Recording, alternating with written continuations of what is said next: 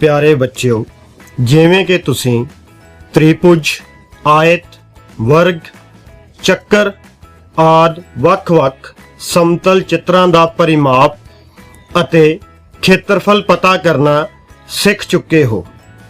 ਇਸ ਅਧਿਆਇ ਵਿੱਚ ਅਸੀਂ ਚਤੁਰਭੁਜ ਵਰਗੀਆਂ ਬੰਦ ਚਿੱਤਰਾਂ ਦਾ ਖੇਤਰਫਲ ਅਤੇ ਪਰਿਮਾਪ ਨਾਲ ਸੰਬੰਧਿਤ ਸਮੱਸਿਆਵਾਂ ਦਾ ਹੱਲ ਕਰਨ ਦਾ ਯਤਨ ਕਰਾਂਗੇ। आओ बच्चों, सब तो पहला समलंब चतुर्भुज दे खेत्रफल दे सूत्र बारे जानिए।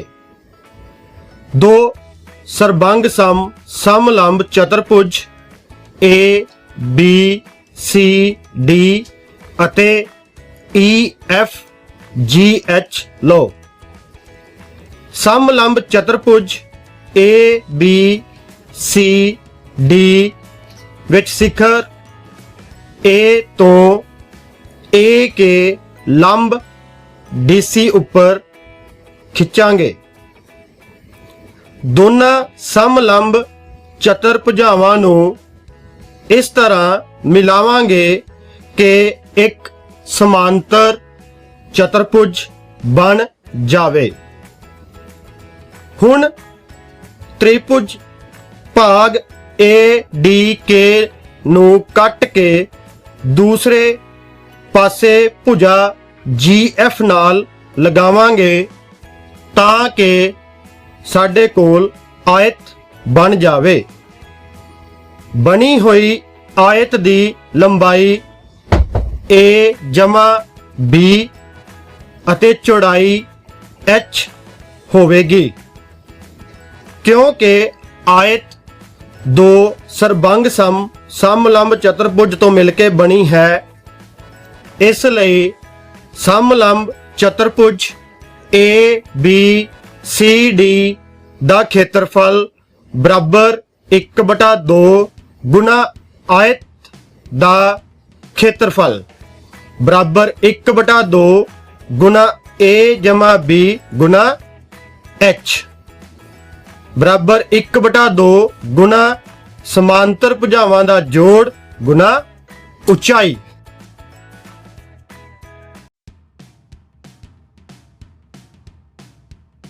समांतर चतुर्भुज दा खेत्रफल दा सूत्र पता करांगे। जिवें साडे कोल ए बी सी डी एक समांतर चतुर्भुज है जिस दे शिखर डी तो डी एन लंब ए बी उपर खिंचिया गया है, इसलिए डी एन दी लंबाई एच होवेगी। हुण असीं त्रिभुज ए एन डी नूं कट के भुजा बी सी नाल जोड़दे हां तां जो साडे कोल आयत बन जावे जिस दी लंबाई बी अते चौड़ाई एच होवेगी। क्योंकि समांतर चतुर्भुज तो ही आयत बनी है, इसलिए समांतर चतुर्भुज दा खेत्रफल बराबर आयत दा खेत्रफल बराबर लंबाई गुना चौड़ाई बराबर बी गुना एच होवेगा।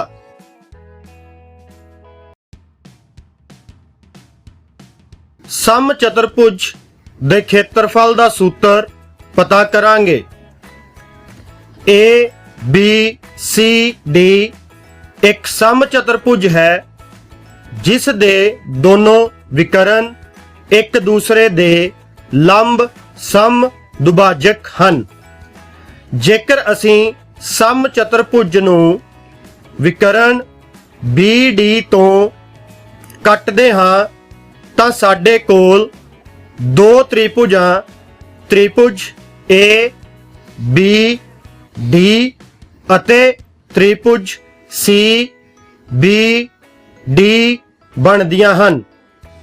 इसलिए सम चतुर्भुज ए बी सी डी दा खेत्रफल बराबर त्रिभुज ए ਬੀ ਡੀ ਦਾ ਖੇਤਰਫਲ ਜਮਾ ਤ੍ਰਿਭੁਜ ਸੀ ਬੀ ਡੀ ਦਾ ਖੇਤਰਫਲ ਬਰਾਬਰ 1/2 ਗੁਣਾ ਲੰਬ ਗੁਣਾ ਆਧਾਰ ਜਮਾ 1/2 ਗੁਣਾ ਲੰਬ ਗੁਣਾ ਆਧਾਰ ਬਰਾਬਰ 1/2 गुना ओ ए गुना बी डी जमा 1/2 गुना ओ सी गुना बी डी बराबर 1/2 बी डी गुना ओ ए जमा ओ सी बराबर 1/2 गुना बी डी गुना ए सी बराबर 1/2 गुना दोनों विकरणां दा गुणनफल।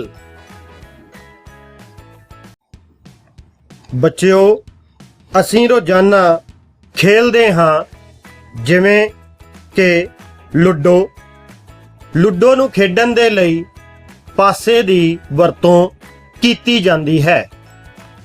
जेकर असी ध्यान नाल वेखीए तां पासे दी लंबाई चौड़ाई अते उचाई तिन्नों ही बराबर हुंदियां हन। यह घन दी एक उदाहरण है। हुण असी घन दा कुल सतह दा खेत्रफल दा सूत्र पता करन दी कोशिश करांगे। बच्चों घन दे सारे फलक वर्गाकार हुंदे हन, इसलिए घन दी लंबाई चौड़ाई अते ऊंचाई बराबर हुंदी है।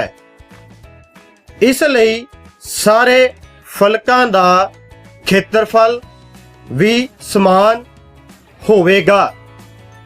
आओ हुण असीं इस दी कुल सतह दा खेत्रफल पता करिए।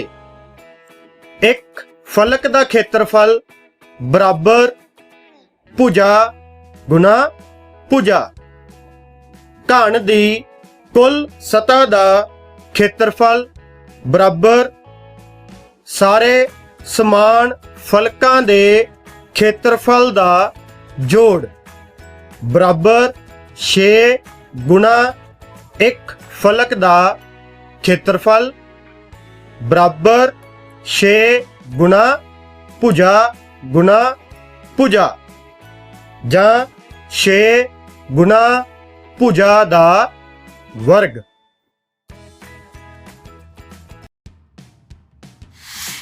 बच्चों विखाईयां जा रहीआं आकृतियां नूं ध्यान नाल देखो। इन्हां दी लंबाई चौड़ाई अते ऊंचाई बराबर नहीं हन। उन्हां नूं घनाव कहा जाता है। घनाव विच 3 फलकां दे जोड़े सरबंगसम हुंदे हन।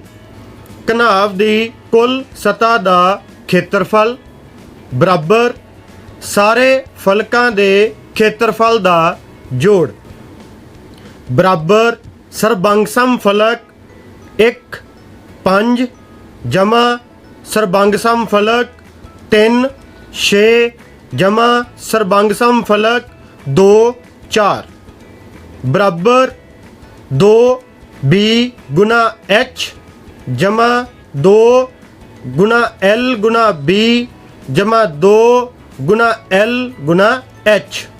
2 नूं साझा करन ते बराबर 2 बी एच जमा एल बी जमा एल एच। इसे तरह कमरे दी पासवीं सतह दा खेत्रफल पता कर सकते हाँ।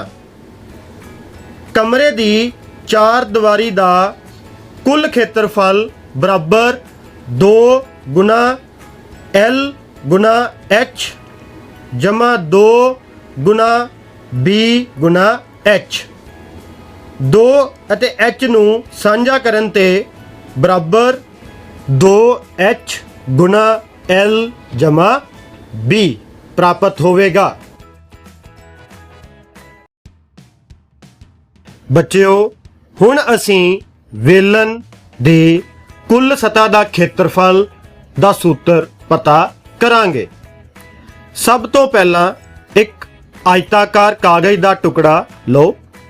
ਇਸ ਕਾਗਜ਼ ਦੇ ਟੁਕੜੇ ਨੂੰ ਜਦੋਂ ਲੰਬਾਈ ਜਾਂ ਚੌੜਾਈ ਅਨੁਸਾਰ ਜੋੜਦੇ ਹਾਂ ਤਾਂ ਵੇਲਣ ਬਣ ਜਾਵੇਗਾ।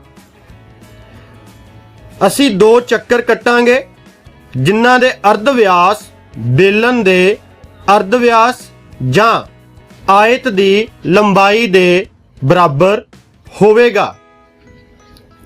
ਵੇਲਣ ਦੀ ਆਇਤਾਕਾਰ ਭਾਗ ਦਾ ਖੇਤਰਫਲ ਬਰਾਬਰ ਲੰਬਾਈ ਗੁਣਾ ਚੌੜਾਈ ਬਰਾਬਰ 2 ਪਾਈ r ਗੁਣਾ h ਬਰਾਬਰ 2 ਪਾਈ r h। ਇਸ ਲਈ ਵੇਲਣ ਦੀ ਪਾਸਵੀਂ ਸਤ੍ਹਾ ਦਾ ਖੇਤਰਫਲ ਬਰਾਬਰ 2 ਪਾਈ r h।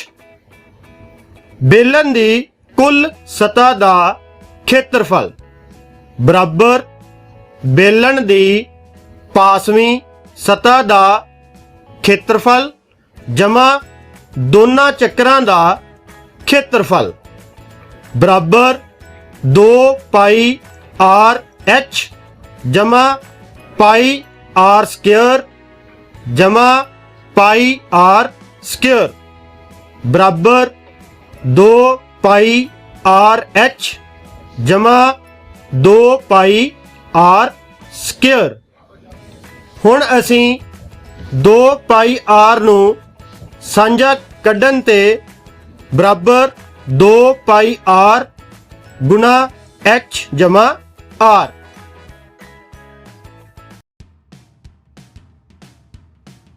ਬੱਚਿਓ, ਤੁਸੀਂ ਆਪਣੇ ਆਲੇ ਦੁਆਲੇ ਕਈ ਵਸਤਾਂ ਦੇਖਦੇ ਹੋ ਜਿਨ੍ਹਾਂ ਵਿੱਚੋਂ ਕੁਝ ਤਾਂ 2 ਪਸਾਰੀ ਹੁੰਦੀਆਂ ਹਨ ਅਤੇ ਕੁਝ 3 ਪਸਾਰੀ ਹੁੰਦੀਆਂ ਹਨ। ਹੁਣ ਅਸੀਂ ਇਹਨਾਂ ਵਸਤੂਆਂ ਵਿੱਚ ਦੇਖਦੇ ਹਾਂ ਕਿ ਕਿਹੜੀ ਵਸਤੂ ਕਿਸੇ ਚੀਜ਼ ਨੂੰ ਧਾਰਨ ਕਰ ਸਕਦੀ ਹੈ। ਇੱਕ 3 ਪਸਾਰੀ ਵਸਤੂ ਦੁਆਰਾ ਘੇਰੀ ਹੋਈ ਜਗ੍ਹਾ ਨੂੰ ਉਸ ਦਾ ਆਇਤਨ ਆਖਦੇ ਹਨ। ਕਿਸੇ ਖੇਤਰ ਦਾ ਖੇਤਰਫਲ ਪਤਾ ਕਰਨ ਲਈ ਵਰਗ ਇਕਾਈਆਂ ਦਾ ਉਪਯੋਗ ਕਰਦੇ ਹਾਂ। ਇਸੇ ਤਰ੍ਹਾਂ ਠੋਸ ਦਾ ਆਇਤਨ ਪਤਾ ਕਰਨ ਲਈ ਘਣ ਇਕਾਈਆਂ ਦਾ ਉਪਯੋਗ ਕਰਦੇ ਹਾਂ।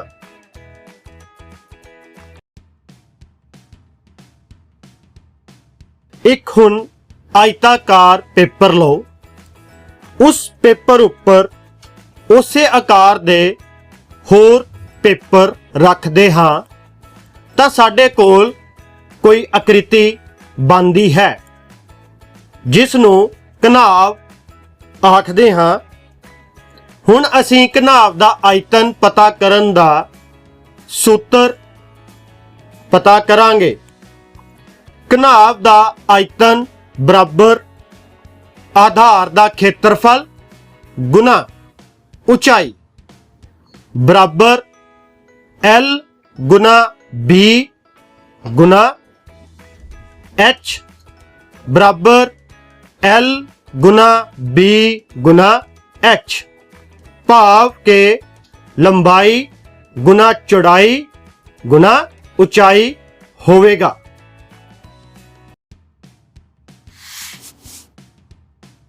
ਅਸੀਂ ਘਣ ਦਾ ਆਇਤਨ ਪਤਾ ਕਰਨ ਲਈ ਇੱਕ ਵਰਗਾਕਾਰ ਆਧਾਰ ਮੰਨਾਂਗੇ। ਉਸ ਵਰਗਾਕਾਰ ਆਧਾਰ ਉੱਪਰ ਉਸੇ ਤਰ੍ਹਾਂ ਦੇ ਵਰਗਾਕਾਰ ਹੋਰ ਭਾਗ ਰੱਖਦੇ ਜਾਵਾਂਗੇ। ਆਪਣੀ ਉਚਾਈ ਤੱਕ ਰੱਖਾਂਗੇ।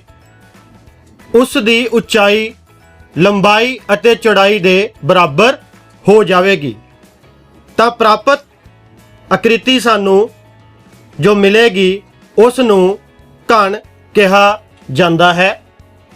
ਘਣ ਦਾ ਆਇਤਨ ਬਰਾਬਰ ਆਧਾਰ ਦਾ ਖੇਤਰਫਲ ਗੁਣਾ ਉਚਾਈ बराबर ए गुना ए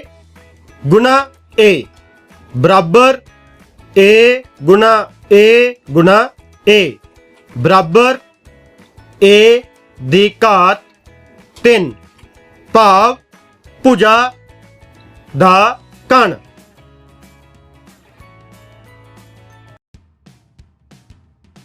हुण असीं वेलन दा आयतन पता करांगे।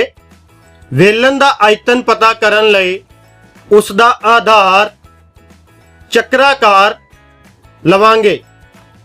उस चक्राकार भाग दे उपर उसे तरह दे होर भाग रखदे जावांगे जिस दी ऊंचाई h होवेगी। तां जो आकृति सानू प्राप्त होवेगी उस नू वेलन कहा जावेगा। वेलन दा आयतन बराबर आधार दा खेत्रफल गुना ऊंचाई बराबर पाई आर स्क्वायर गुना h बराबर पाई आर स्क्वायर h बन जाएगा।